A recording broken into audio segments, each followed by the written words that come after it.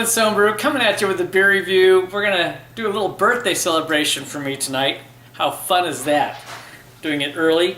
And there's a beer style that splashed onto the screen just as I went down and couldn't be drinking beer anymore, and so I'm really excited to try it.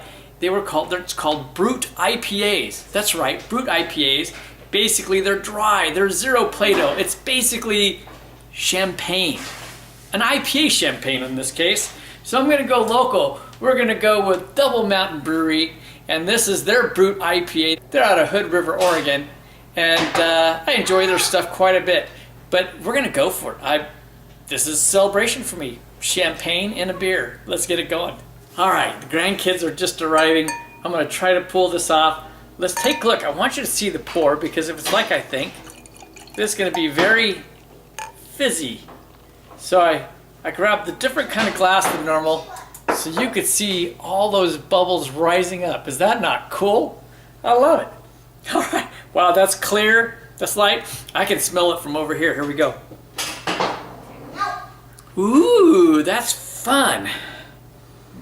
There is some hop characteristic, but the first thing that hops right off the top is like apple and a light honey quality. It's a light malt character. It's I can't tell. I almost want to say this like a Pilsner is the grain base for this, and that would seem right for the color because it's very light. And I get some light citrus coming on. I get a little bit of a orange. It kind of hits me first. A light lemon. And maybe just a little bit of grapefruit, but that honey really comes through more so. So we're gonna jump on in before everyone else gets here. Cheers.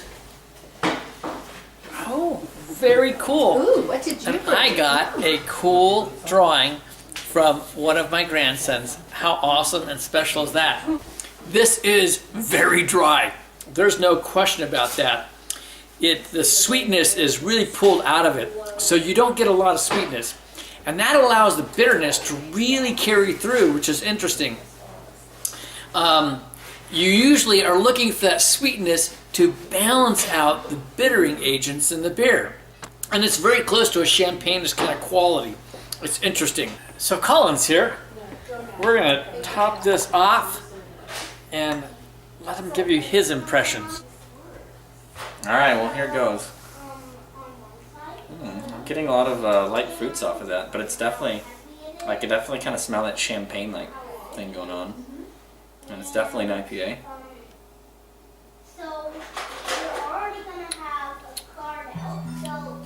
Wow, that is incredibly light. The bubbles on that, being a brute, that it just kind of like fizzes up. It's like, hi, I'm not quite a beer. Here I am.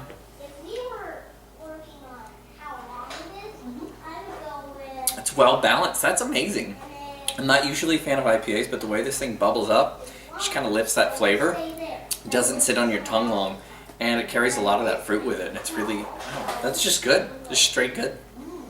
Now, take a bigger sip and then recognize the bitterness. Has it caught up with you yet? No. All right, let's see. Because see, for me, at the beginning, I was more where Colin was. But yeah, see, at first, man, you just get this great sweetness. Oh yeah. This light fruit quality. I mean, it's just a light, easy. Not quite a citrus, but it's definitely light fruit. Not like an apricot, but along that kind of a flavor where just you kind of just get a little bit of sweetness. Yeah, I get like apple, honey. Yeah. And then some citrus on it. Like a little bit of lemon.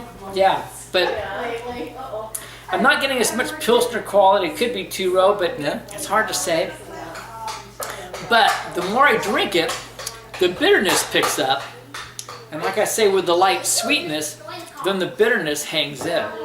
Personally, I think on a beer like this, you need virtually no bittering hop. I mean, really, you could skip it, kind of like what you do with a New England IPA. You maybe put some in the middle. I would go super light with this. Yeah. If I was going to make one of these styles. But overall, it's still really pleasant. I mean, it's fun. It's bubbly. It's light. It doesn't really hang in there too long. It's got some bitterness, which maybe could use a little bit less from a champagne style. But overall, like, to most IPAs that I've had and enjoyed, it's really light on the hop, and it's really enjoyable and very well balanced with the fruitiness. The first time I've gotten to try it since I've been out of commission since sometime in August, pretty much. I'm enjoying this as my first go as well. So, all right, time to give it ratings over here. are we going for a style? Because Going for style. a rating on a style, it's the only one I've had. So you know. Well, we're gonna just rate it, I think, in terms of IPAs. I think that's about the IPAs? best we can do at the moment.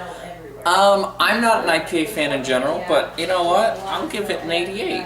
I know it's not. Wow. IPAs aren't what I go for, but overall, as an IPA, I could actually sip this one a lot more than other IPAs I've had. Hazy IPAs, I might give it higher, but you know, I'll give it an 88. That's pretty Wow. Oh, an 88. I thought you said a 98. good. No. All right.